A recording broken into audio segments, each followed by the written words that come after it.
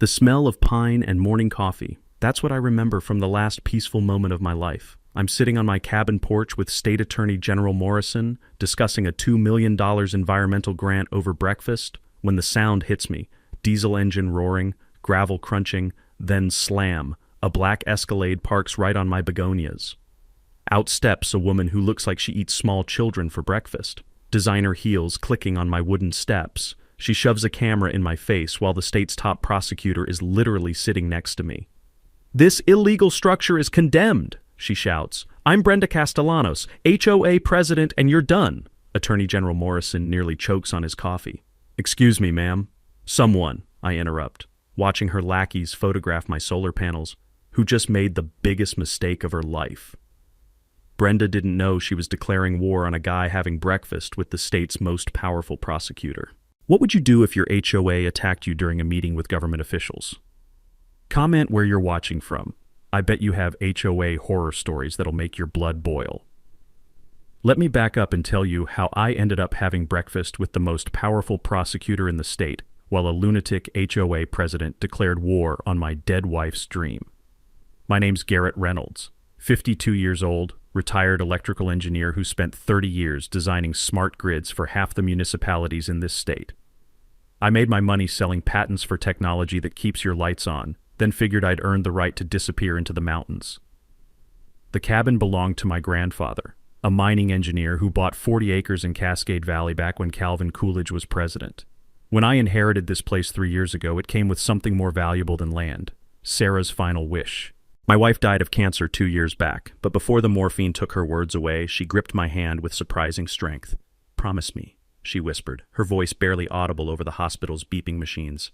"Turn our valley into something beautiful. Show kids what we're fighting to save." The smell of antiseptic and dying flowers in that hospital room still haunts me. But keeping that promise, that's what gets me up every morning. So I'd been converting the old mining buildings into classrooms, installing solar panels that gleamed like mirrors against ancient pine trees, creating the kind of place where city kids could learn that nature isn't just a screensaver. Which explains why Attorney General Morrison was sitting on my porch at dawn, reviewing my federal grant application over bacon and eggs cooked on a wood-burning stove. $2 million, Morrison had been saying, tapping my proposal with obvious approval. The governor specifically asked me to fast-track environmental education projects. This place could be a model for the entire region. We were discussing construction timelines when the morning peace shattered. The scent of wood smoke and coffee got steamrolled by diesel exhaust as that black Escalade announced itself like an invasion force. Morrison and I watched this woman emerge from her vehicle like she was stepping onto a conquered battlefield. Her heels clicked against my grandfather's hand-laid stone steps, sharp, aggressive sounds that seemed designed to intimidate. "This illegal operation is shut down," she announced, apparently unimpressed that I was conducting official state business. "I'm Brenda Castellanos, president of Cascade Valley Estates HOA, and this environmental camp ends right now." I watched Morrison's face transform. One second he's a friendly government official discussing grant funding. The next he's a federal prosecutor watching someone commit what might be civil rights violations in real time.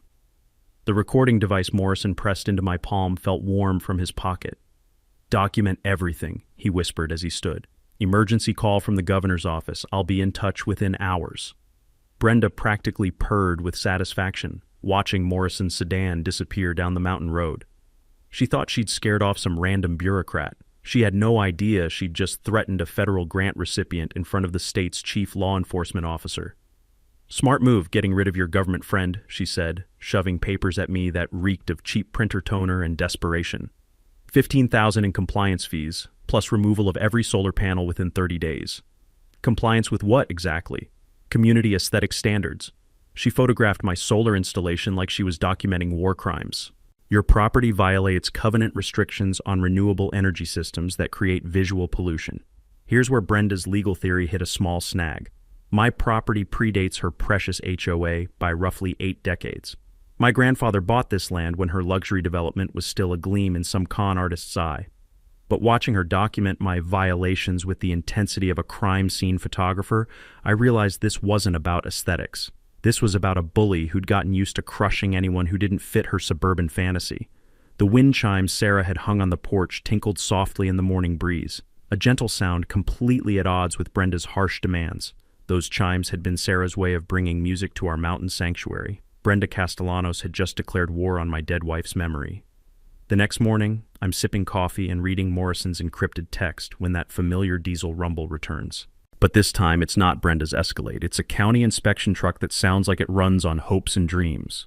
Out steps Dale Kruger, clipboard clutched like a shield, looking about as comfortable as a vegetarian at a barbecue contest. The morning air carries the scent of pine sap and his obvious nervousness as he trudges toward my porch. "Mr. Reynolds? Dale Kruger, County Building Inspector. Got complaints about your electrical system." Through my binoculars, I spot Brenda's black SUV lurking at the tree line like a suburban predator.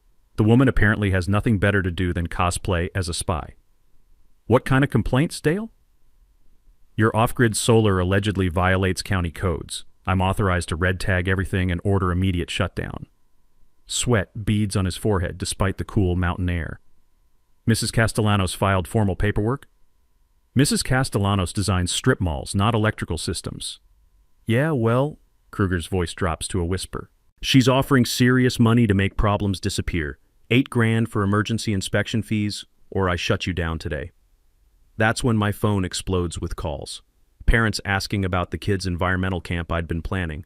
Somehow word had leaked about electrical safety issues, and now 20 families were panicking about whether their children would be electrocuted by solar panels. The timing felt a little too convenient. Here's the thing about electrical codes that most people don't realize. I learned this the hard way during my 30 years designing municipal systems. Self-contained solar setups under 10 kilowatts don't need permits if they're completely off-grid. The regulations only kick in when you're connecting to the public electrical system. It's one of those technical details that separates actual expertise from bureaucratic theater. "Dale," I say, setting down my coffee, "who do you think wrote the county's electrical inspection protocols?" His clipboard develops a noticeable tremor. I did. 1998. Want to see my original documentation?" I produce a folder thick with official stamps and engineering certifications. Every safety standard, every protocol requirement, every code compliance measure, all bearing my signature as the original design engineer. The color drains from Kruger's face like someone pulled a plug. This is like watching someone try to explain fire safety to the guy who invented the fire extinguisher.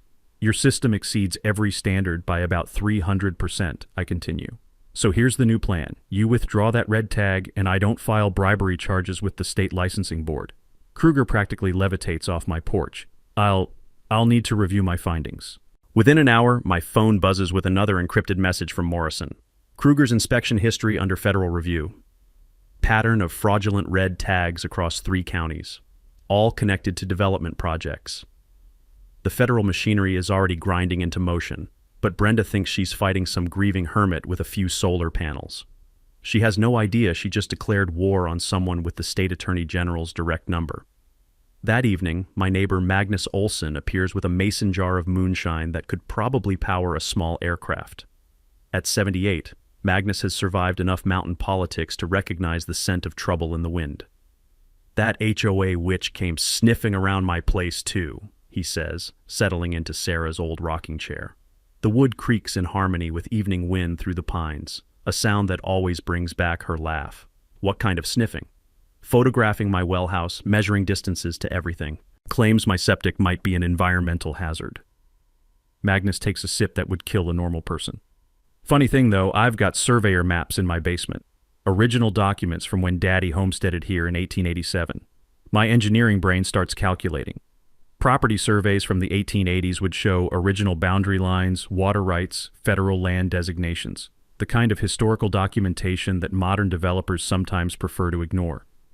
Think I could look at those maps? Magnus's weathered face splits into a grin. "Son, I was hoping you'd ask. Got a feeling those old papers might tell us exactly why this HOA lady's so desperate to control our valley." As twilight paints the mountains in gold and purple, I realize Brenda's first attack just handed me 3 gifts: evidence of corruption, federal backing, and a neighbor with potentially explosive historical documents. The sound of Magnus's moonshine jar hitting the porch railing echoes through the evening quiet. Tomorrow, Brenda would escalate again. But tonight, for the first time since this war started, I'm actually eager to see what she tries next. Sometimes the best defense is letting your enemy think they're winning while you build a fortress they can't see. A week later, I'm setting up outdoor science stations for the first group of visiting kids when a truck I don't recognize pulls into my driveway. Cascade Environmental Solutions, painted on the side in letters so fresh the paint probably isn't dry yet. Out steps a guy who screams, "Fake it till you make it." Expensive boots, brand new clipboard, and the kind of overconfidence that comes from never being questioned. Rico Castellanos. Yeah, same last name as our HOA dictator. Keeping the corruption in the family, apparently. Rico Castellanos, certified environmental consultant, he announces like he's introducing himself at the Oscars. Emergency complaint filed about groundwater contamination. Need to test your well immediately. The 20 kids I'm teaching about mountain ecosystems suddenly look worried. Their parents trusted me with their children, and now some guy in a hard hat is talking about poisoned water. What kind of contamination? I ask, watching Rico unpack testing equipment that still has Home Depot price stickers. The dangerous kind that requires immediate evacuation. He's collecting water samples with all the scientific precision of someone making Kool-Aid. My preliminary analysis shows serious contamination levels. Here's something from my engineering days that most people don't know. Real environmental testing requires proper sample handling, certified labs, and documented chain of custody procedures. A guy with a drugstore pH meter collecting samples in recycled pickle jars isn't exactly following EPA protocol. Rico spends exactly 4 minutes analyzing my water before announcing his verdict. Confirmed contamination. Health department will receive my emergency report within the hour. You'll need immediate septic replacement, $25,000 through my recommended contractor. That's when the trap springs. My phone rings with a call that makes my blood freeze. Mr. Reynolds, this is County Health Department. We're ordering immediate evacuation of all persons from your property due to emergency environmental hazards. You have 1 hour to clear the premises.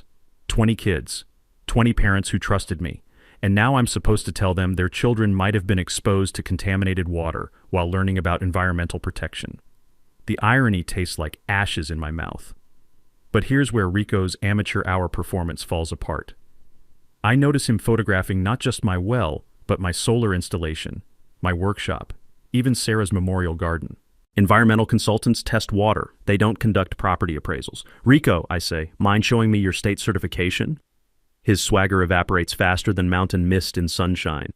My credentials are currently being renewed with the licensing board, which means you don't have any.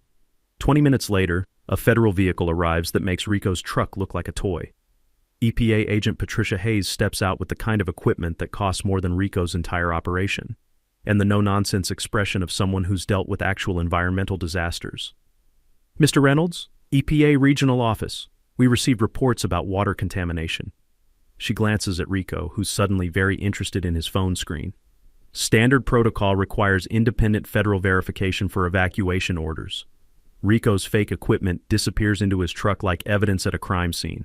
Got other appointments, he mumbles, tearing down the mountain road so fast he leaves rubber on my gravel. Agent Hayes runs proper tests with sealed containers, certified procedures, and actual scientific methodology. The kind where samples go to real laboratories instead of getting eyeballed by someone's cousin with a chemistry set. Results arrive the next day. My well water is cleaner than most municipal supplies. But here's the kicker. Rico's contaminated samples actually came from Poison Creek, 2 miles away near an abandoned mining operation. His environmental expertise apparently didn't include knowing which body of water he was testing. Your boy Rico's got some explaining to do, I tell Brenda when she calls demanding payment for his emergency consultation. Rico is a certified professional. Rico's certification apparently didn't cover basic geography. He tested the wrong creek. The silence stretches long enough for me to hear her brain recalculating. Then, this valley will be developed, one way or another. That evening, Morrison calls with news that changes everything. Rico's cooperating with federal investigation. Turns out your HOA president's been running this same contamination scam across 3 counties.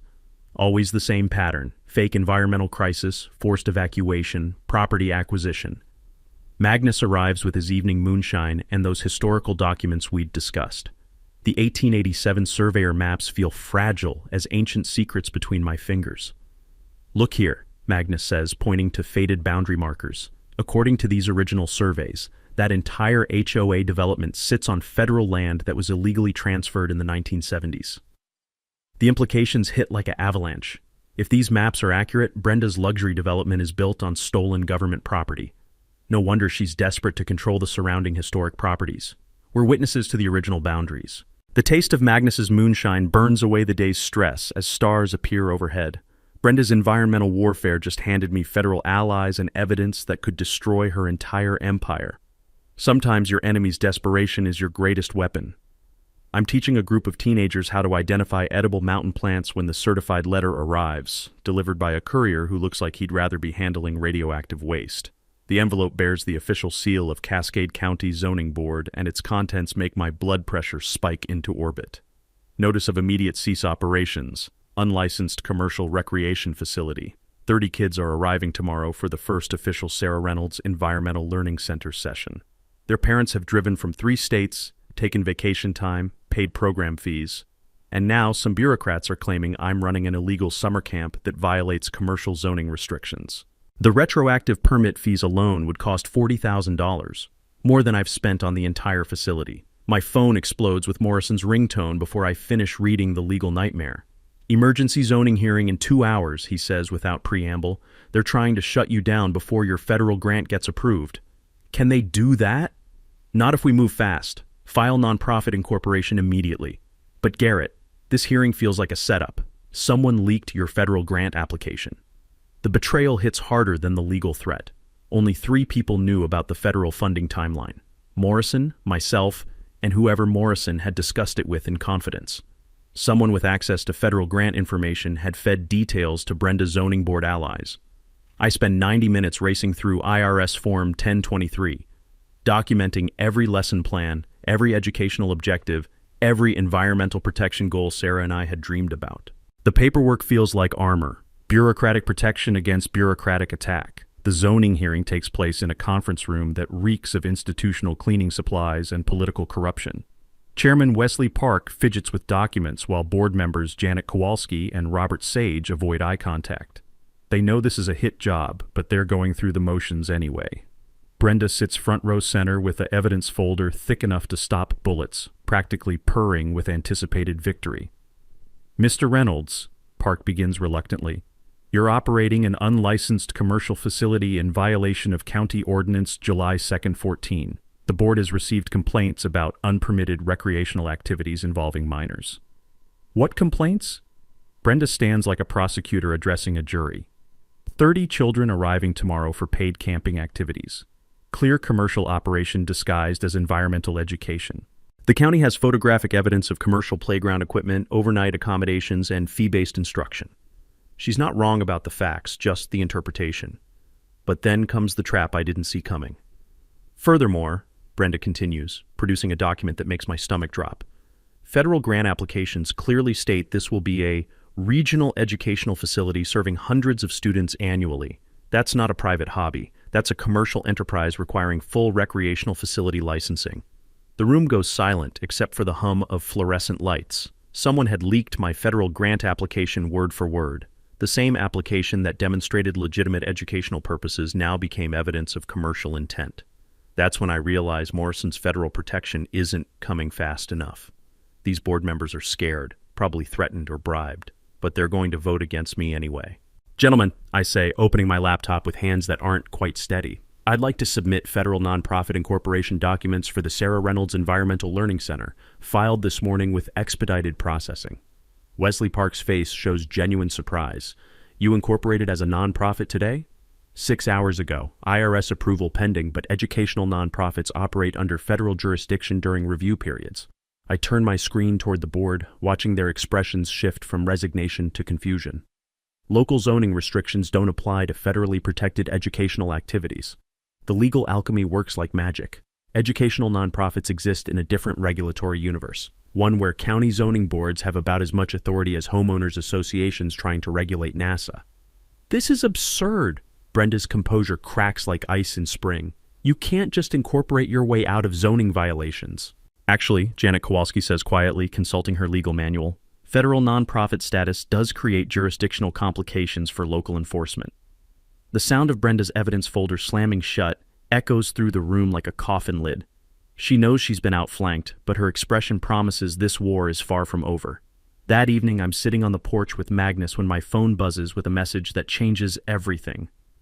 Federal grant approved, $2.1 million. Environmental Education Center officially authorized. Morrison. Good news? Magnus asks, noting my expression. The best, but Magnus, someone with federal access, leaked my grant application to Brenda. This goes deeper than local HOA corruption. The old logger's weathered face hardens. Son, I've been thinking about those surveyor maps. Maybe it's time we shared them with your federal friends. The scent of wood smoke from my stove mingles with mountain air as stars appear overhead. Brenda's zoning attack just forced me to incorporate federal protections that make me legally untouchable. But more importantly, we now know she has allies inside the federal system. Time to find out how deep this corruption rabbit hole goes. Magnus shows up at my door at 5 a.m., eyes red from sleeplessness and hands trembling with something that isn't age. He's clutching a weathered metal box that looks like it survived both world wars and maybe the Civil War, too. Couldn't stop thinking about what you said, he whispers, glancing around like we're being watched. About Brenda having federal connections. Went digging through Daddy's papers all night. Found something that'll make your blood freeze. The box hits my kitchen table with the weight of buried secrets. Inside, wrapped in oilcloth that reeks of decades-old machine oil and mountain dampness, are documents that look like they belong in a museum. Daddy was more than just a logger, Magnus says, his voice barely audible. He was federal land surveyor before he retired, kept copies of everything, said you never know when the government might need reminding of its own promises. The first document makes my coffee cup stop halfway to my lips. It's a federal land patent from 1887, signed by President Grover Cleveland himself, designating the entire Upper Valley as Permanent Watershed Conservation Area protected in perpetuity for environmental preservation. Magnus, this means every house in that development sits on federal land that was never supposed to be sold, ever. My hands shake as I unfold a survey map that shows boundaries completely different from modern property lines. According to this century-old document, Brenda's luxury development occupies 847 acres of federally protected watershed. But the real bombshell comes in a manila folder marked, Fraud, Keep Safe. Inside are photocopies of correspondence between Magnus's father and the Bureau of Land Management, documenting a 1970s land grab that would make corporate raiders blush. Look at this, Magnus says, pointing to a letter dated 1973. Developer Harrison Walsh had petitioned to buy conservation land for recreational development. The federal response was brutal. Request denied. Conservation status permanent and non-transferable under Federal Land Protection Act of 1906. Then comes the smoking gun, a county deed transfer dated exactly 1 year later, showing Walsh had somehow acquired title to the same federal land through local county offices, completely bypassing federal authority. This is impossible, I breathe, studying the forged signatures. You can't transfer federal conservation land through county clerks. That's what Daddy thought too, so he kept digging. Magnus produces a photograph that makes my stomach drop into my boots. It shows Walsh shaking hands with County Clerk Robert Morrison Sr., a man whose smile looks exactly like his son, the current State Attorney General. The room goes silent except for the sound of my worldview crashing. Morrison's father was part of the original land fraud, which means Morrison's interest in my case might not be about environmental protection or fighting corruption. It might be about covering up his family's role in the biggest federal land theft in state history. Magnus, I whisper, how long have you known about Morrison's connection? Suspected for years. His daddy got rich awful fast after that land deal went through. But I needed someone smart enough to connect the dots. The old logger's eyes hold 70 years of watching corruption flourish. Someone the federal government would believe. The taste in my mouth shifts from morning coffee to metallic fear. If Morrison is protecting his father's legacy instead of fighting fraud, then I've been feeding evidence to the wrong side of this war. My phone buzzes with Morrison's number, and for the first time since this started, I'm afraid to answer. Don't tell him what we found, Magnus whispers urgently. Not yet. We need to figure out who we can really trust before this gets any deeper. The morning sun streaming through my kitchen window feels cold as winter shadows. Brenda's harassment campaign just revealed a federal conspiracy that reaches into the highest levels of state government. And I might have been working for the enemy all along. I spend 3 hours staring at that photograph of Morrison's father, my coffee growing cold while I calculate how thoroughly screwed I might be. Every encrypted text, every federal favor, every piece of inside information Morrison provided, was it genuine help or elaborate damage control to protect his family's legacy? My phone rings exactly at 9 a.m., Morrison's number glowing like a threat. Garrett, emergency meeting, federal task force is moving today, but we've hit complications that require immediate discussion. The word complications hits my stomach like a brick. What kind of complications? The kind that could destroy everything we've built. My office, 1 hour. After he hangs up, Magnus grabs my wrist with grip strength that could crack walnuts. Son, you walk into that office, you might not walk out with the same story you walked in with. Then what's your brilliant alternative? Magnus opens a notebook that looks like it survived the Oregon Trail. We build our own federal case. People in this valley who've been waiting decades to take down the Morrison corruption machine. The first name surprises me. Dr. Elena Vasquez. Turns out Elena's been documenting illegal mining operations across 3 counties, always watching her research disappear into the black hole of the Attorney General's Environmental Crimes Division. 20 years of geological surveys proving systematic watershed destruction, Magnus explains. 20 years of evidence that mysteriously becomes insufficient for prosecution when it hits Morrison's desk.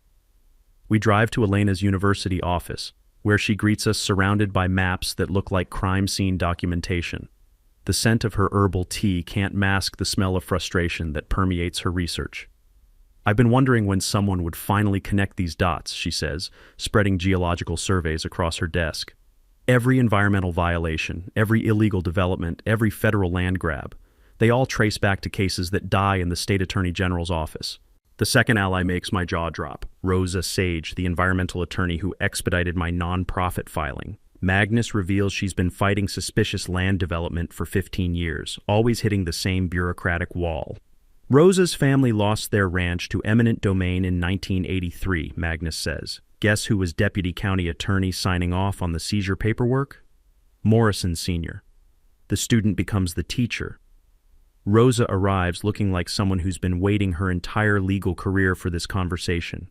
Her briefcase contains files that paint a picture of 40 years of systematic corruption, all protected by the Morrison family's political machine.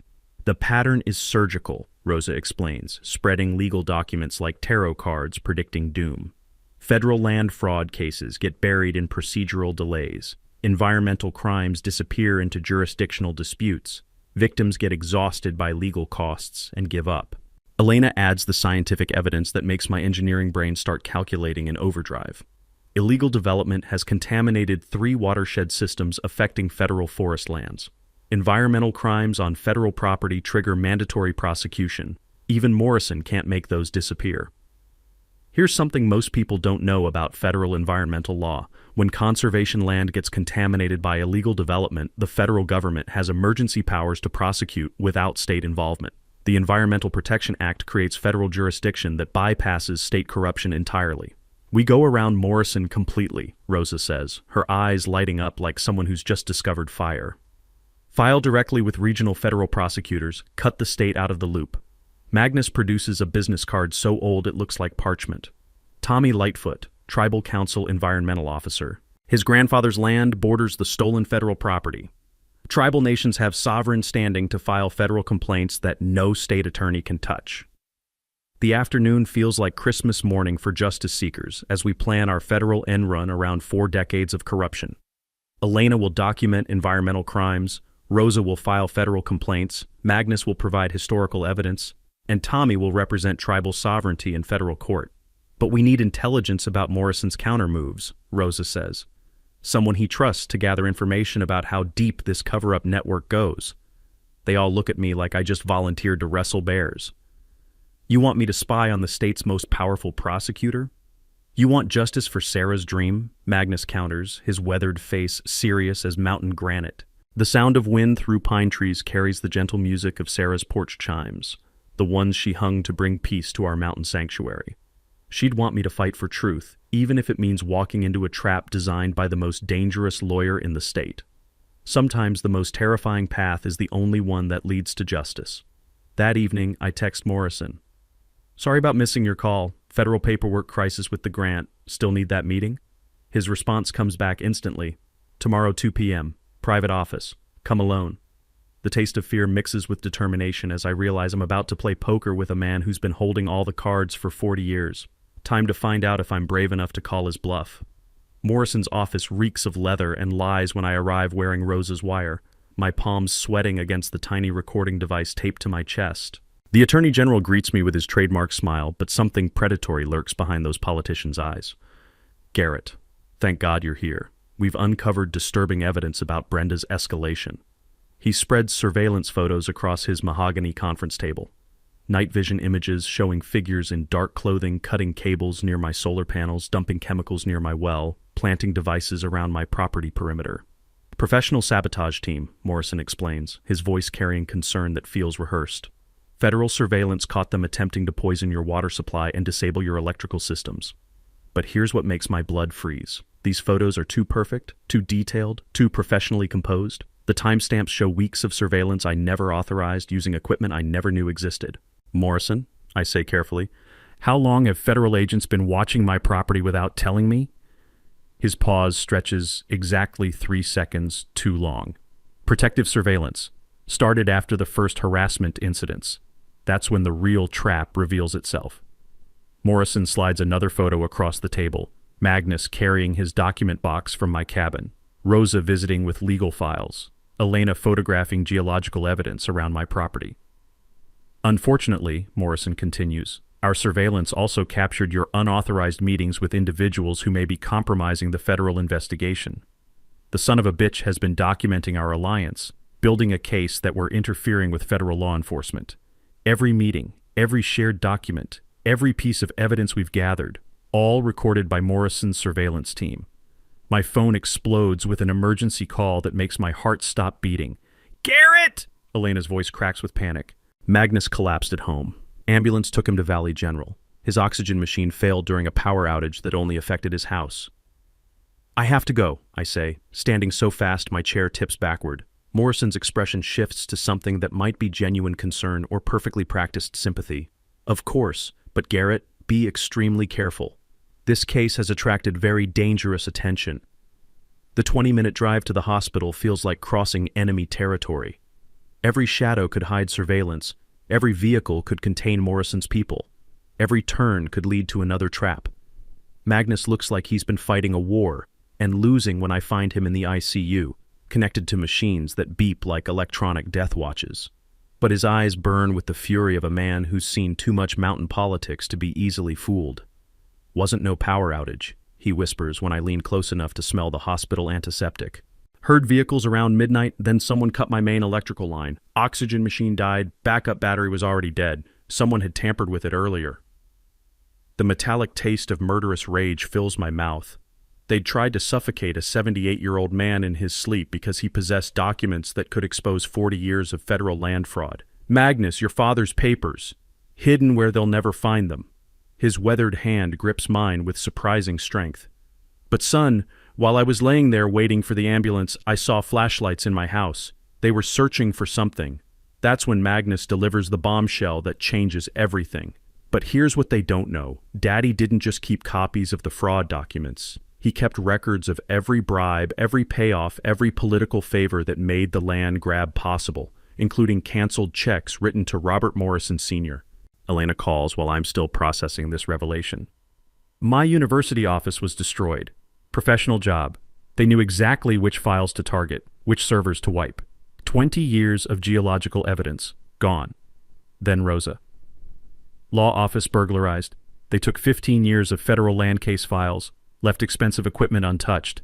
This wasn't random. They knew exactly what they wanted. The pattern crystallizes like ice forming on glass.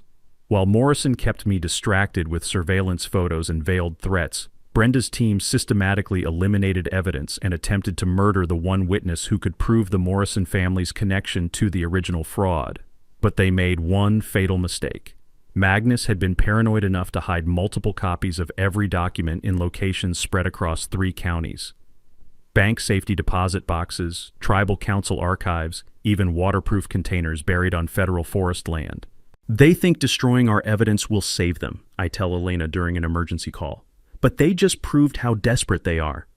Rosa's voice carries the satisfaction of a hunter who's cornered dangerous prey. Federal prosecutors in the regional office are expecting our filing tomorrow morning. Complete case package, environmental crimes, federal land fraud, conspiracy, attempted murder. The scent of hospital disinfectant can't mask the smell of justice finally approaching, but the taste in my mouth warns that cornered predators are most dangerous when they have nothing left to lose. Tomorrow, we trigger federal charges that will either bring justice or start a war. The next morning, I'm sitting in Magnus's hospital room, helping him eat Jell-O that tastes like artificial cherry and broken promises when his nurse delivers news that makes my blood pressure spike into orbit. Mr. Olson, there's been a court order filed for your psychiatric evaluation. Apparently, family members are concerned about your mental competency following your medical emergency. Magnus nearly chokes on his Jell-O. What family members? I don't have any family. The nurse looks uncomfortable as she hands over legal documents that reek of expensive legal paper and desperation. A Mrs. Brenda Castellanos has petitioned the court, claiming she's acting on behalf of concerned community members who believe you're suffering from dementia-related paranoia. The sheer audacity takes my breath away. Brenda is trying to have Magnus declared mentally incompetent, so his testimony about the historical documents becomes legally worthless. A man who can't testify can't expose federal land fraud. When's the hearing? I ask, scanning the legal gibberish. Tomorrow at 2 p.m., same time as some kind of federal press conference the Attorney General's office is planning. The timing isn't coincidental. Morrison is scheduling his federal announcement to coincide with Magnus being declared incompetent, neutralizing our most important witness before he can testify about the canceled checks to Morrison Sr. That afternoon, Rosa calls with news that makes the day even darker. Federal prosecutors in the regional office postponed our meeting indefinitely. They claim new evidence has emerged that requires review by the state attorney general's office first. What new evidence? They won't say. But someone with serious federal connections convinced them that our case needs state-level review before federal action. Morrison's corruption network reaches deeper into the federal system than we realized. He's using his position as state attorney general to block federal prosecutors from even reviewing our evidence. Elena arrives at the hospital that evening with geological surveys hidden in a guitar case, looking like she's been living on caffeine and determination. University administration placed me on administrative leave, pending investigation of unauthorized research activities. What unauthorized research? Documenting environmental crimes on federal land without proper permits. She laughs bitterly. 40 years of illegal development, and they're investigating me for studying it without permission. That's when Dr. Franklin Pierce arrives with clipboard and condescending smile, introducing himself as the court-appointed psychiatrist who will evaluate Magnus's mental competency. The man looks like he learned psychology from watching soap operas. Mr. Olson, Pierce says in the tone people use with confused children, I understand you've been making some concerning claims about federal land fraud and government conspiracies. Magnus's weathered face hardens into granite. Son, I've been documenting government corruption since before you learned to tie your shoes. Yes, well, paranoid delusions often involve elaborate conspiracy theories that seem very real to the patient. Pierce makes notes like he's diagnosing terminal stupidity. Tell me about these supposed federal documents you claim to possess. Here's something most people don't know about involuntary psychiatric commitment. If a court-appointed evaluator declares you mentally incompetent, your testimony becomes inadmissible in any legal proceedings. It's the perfect way to silence witnesses without technically breaking any laws. Dr. Pierce, I interrupt, what are your qualifications for evaluating federal land fraud cases? His smile falters slightly. I evaluate mental competency, not land disputes. So you're not qualified to determine whether federal documents are authentic or not? That's not relevant to my assessment. That's when Rosa appears in the doorway with 2 federal marshals and legal documents that make Pierce's face go white as hospital sheets. Dr. Pierce, you're served with federal subpoenas requiring testimony about your financial relationship with Cascade Valley Estates HOA. Pierce's clipboard hits the floor with a clatter that echoes through the hospital corridor. I don't have any financial relationship with any HOA. Bank records show 5 payments of $10,000 each over the past 6 months. Rosa continues, her voice carrying the satisfaction of a prosecutor delivering a kill shot. All from accounts controlled by Brenda Castellanos. The federal marshals escort Pierce away while he protests his innocence to anyone who will listen. Another piece of Brenda's corruption network exposed and neutralized. But the real victory comes when Tommy Lightfoot arrives with news that changes the entire game. Tribal Council filed federal complaints directly with the Department of Justice. Sovereign nation status bypasses all state-level interference. Rosa's eyes light up with the glow of legal vindication. DOJ has jurisdiction over federal land crimes regardless of state attorney general objections. Morrison can't block this. That evening, as sunset paints the hospital walls in shades of gold and justice, Magnus grins like a man who's finally lived long enough to see his enemies cornered. "Son," he says, his voice stronger than it's been all day, "tomorrow's going to be very interesting." The taste of federal justice feels sweeter than hospital jello. Brenda's desperate attempt to silence our witness just exposed her bribery network to federal prosecutors who can't be controlled by Morrison's influence. Sometimes your enemy's desperation becomes your greatest weapon. The county courthouse steps look like a media circus when I arrive the next morning, with news vans from 3 networks, federal agents in dark suits, and a crowd that includes half the valley's population. The air buzzes with tension thick enough to cut with a chainsaw. Morrison stands at a podium flanked by FBI agents and federal prosecutors, looking like a man who's about to announce either victory or surrender. Behind him, Brenda sits with her legal team, wearing the expression of someone who thinks she's about to be vindicated. She has no idea what's coming. "Ladies and gentlemen," Morrison begins, his voice carrying across the courthouse plaza, "today we announce the conclusion of a federal investigation into corruption and fraud affecting Cascade Valley." The crowd murmurs with anticipation while I position myself near the courthouse steps, close enough to see Brenda's confident smirk. She actually thinks Morrison's federal announcement will clear her name and destroy my credibility. Over the past months, federal investigators have uncovered evidence of systematic fraud involving illegal land transfers, environmental crimes, and conspiracy to defraud the United States government. Brenda's smirk starts to waver as Morrison's tone becomes more prosecutorial than celebratory. Federal agents have documented a pattern of corruption spanning 4 decades, involving the illegal transfer of federally protected conservation land to private developers through fraudulent county office procedures. That's when the bomb drops. Today, federal prosecutors are announcing criminal indictments against multiple defendants involved in what the Department of Justice calls the largest federal land fraud case in regional history.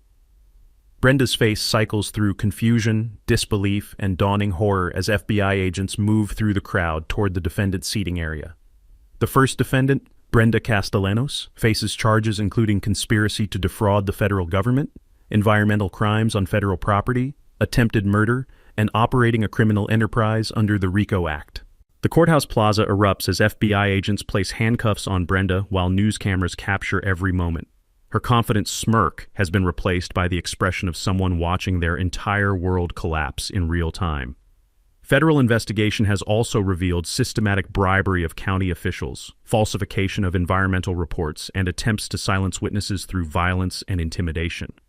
Dr. Pierce is led away in handcuffs, followed by Dale Kruger and Rico Castellanos. The courthouse steps look like a perp walk for an entire corruption network. But then Morrison delivers the revelation that changes everything.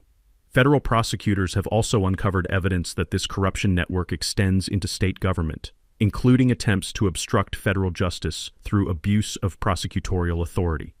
My blood turns to ice water as I realize what's happening. Morrison isn't protecting his father's legacy. He's burning it down to save himself. As State Attorney General, I am announcing my recusal from this case due to potential conflicts of interest involving my late father's role in the original 1970s land transfers. The crowd goes silent except for the mechanical whir of news cameras recording political suicide in real time. That's when Tommy Lightfoot approaches the podium with Magnus, who looks frail but determined as he carries a folder of documents that could rewrite 40 years of local history. "Ladies and gentlemen," Morrison continues, "federal investigation has been assisted by historical documentation provided by Valley residents who preserved evidence of the original fraud for over 4 decades. Magnus opens his folder with hands that shake slightly, not from age but from the weight of finally revealing secrets he's carried for most of his adult life. These documents prove that federal conservation land was illegally transferred through bribery and fraud, that subsequent development has caused millions of dollars in environmental damage, and that attempts to cover up these crimes have involved systematic corruption of local and state government." The sound of flashbulbs and shouting reporters fills the courthouse plaza as federal agents escort the entire conspiracy network toward waiting vehicles.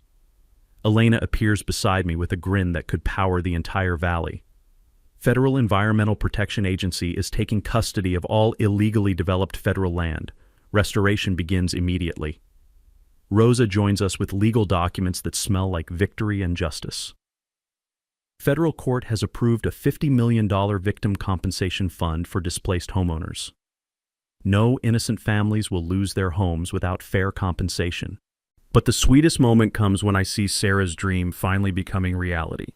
A federal marshal hands me documents establishing the Sarah Reynolds Federal Environmental Learning Center, with $5 million in federal funding for environmental education programs. The taste of justice feels better than anything I've experienced since Sarah's death. Federal law enforcement has dismantled an entire corruption network while protecting innocent victims and ensuring environmental restoration. As news helicopters circle overhead and federal agents secure evidence that will keep prosecutors busy for years, I realize that sometimes fighting corruption requires patience, allies, and faith that justice exists, even when it takes 40 years to arrive. Magnus grips my shoulder with hands that have finally let go of secrets he's carried since his father's death. "Son, your wife would be proud." The sound of wind through courthouse oak trees carries the music of Sarah's memory as federal justice finally comes to our valley. 6 months later, I'm sipping coffee on the same porch where Brenda Castellanos declared war on my dead wife's dream, watching federal crews plant native wildflowers where her luxury McMansions used to blight the landscape. The morning air smells like fresh soil and poetic justice, a combination that never gets old. The federal trials were swift and brutal. Brenda got 15 years in federal prison plus $50 million in restitution. Turns out federal judges really don't appreciate attempted murder of elderly witnesses, especially when the evidence includes recorded confessions and photographic documentation of bribery networks. Rico served 3 years for environmental fraud and lost his consultant license permanently. Dr. Pierce received 2 years for conspiracy plus lifetime medical license revocation. Apparently falsifying psychiatric evaluations for money violates several federal laws he didn't know existed. Morrison shocked everyone by testifying against his father's legacy, helping federal prosecutors expand the investigation across 3 counties. His political career died, but he avoided prison by spending 2 years documenting 40 years of family corruption. Sometimes redemption looks like burning down everything your ancestors built. The 47 displaced families received an average of $135,000 each from federal victim compensation, enough to relocate with dignity or purchase equivalent properties through legitimate channels. Most chose relocation, though 12 families received federal permits to rebuild in designated low-impact areas that actually enhance watershed protection. Magnus recovered completely and now gives daily tours as official federal historian of Cascade Valley Environmental Preserve. At 79, he's having the time of his life telling visitors how his logger father's paranoid record-keeping brought down the biggest land fraud in state history. "Lived long enough to see the bastards get their comeuppance," Magnus told a group of college students last week. "That's worth more than winning the lottery." The Sarah Reynolds Federal Environmental Learning Center graduated its first class in December. 30 kids who arrived as city strangers and left as environmental advocates. Maria Santos from Phoenix discovered her passion for geology and got accepted to Stanford's Earth Sciences program. David Kim's urban farming project now feeds 4 neighborhoods while demonstrating sustainable agriculture techniques that universities study. But the success story that makes my chest tight with pride is Jennifer White Eagle, whose combination of tribal heritage and environmental education landed her a full scholarship to study environmental law. She wants to protect tribal lands using the same federal legal strategies that saved our valley. Elena leads weekend workshops for families learning that environmental protection starts with understanding your own backyard. Rosa teaches environmental law for regular people classes that pack the community center every month. Her course on how to fight City Hall with federal law has a 6-month waiting list. The economic transformation exceeds anything luxury development could have achieved. Ecotourism brings families seeking authentic outdoor education, generating revenue for local guides, organic farmers, and the wilderness survival school that operates year-round. Our community store evolved into an environmental education center with organic cafe, bookshop, and equipment rental that employs 20 local residents. Tommy Lightfoot's Tribal Council established cultural education programs that teach young people how land protection and cultural preservation strengthen each other. His grandfather's wisdom about living in harmony with natural systems provides curriculum foundation that universities nationwide now study and replicate. Federal protection guarantees our 847 acres will remain wild educational space forever, while legal precedents we established help communities nationwide fight similar corruption. The Cascade Valley model for grassroots environmental activism has spread to 12 states, proving that ordinary people with federal law knowledge can defeat entrenched political corruption. Evening air carries scents of restored meadows and children's laughter as I finish writing this story on the porch where everything began. Sarah's wind chimes still sing in mountain breezes, but now they harmonize with voices of students learning that environmental protection means protecting each other. The taste of justice mixed with mountain air reminds me daily that some battles take years to win, but victory transforms everyone it touches. Federal law protects what local corruption tried to destroy, while Sarah's dream grows beyond our valley to inspire communities across the nation. Tonight, I'll tell Sarah about another group of kids who discovered that protecting the environment means standing up for truth, even when powerful people want you to stay quiet. Drop a comment sharing your HOA nightmare story. Federal agencies monitor these patterns, and your experience might help trigger investigation of similar corruption networks nationwide. Hit subscribe to HOA Stories for more federal justice victories where ordinary citizens partner with federal agencies to defeat corrupt systems. Next week, the property war that ended in federal court when the FBI raided an entire city council. Some promises take a lifetime to keep, but they're worth every federal filing, every sleepless night, and every moment of standing up to bullies who think power means never having to face consequences.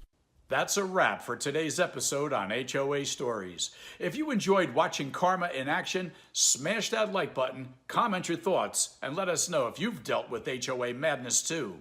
Subscribe so you won't miss the next HOA meltdown we post.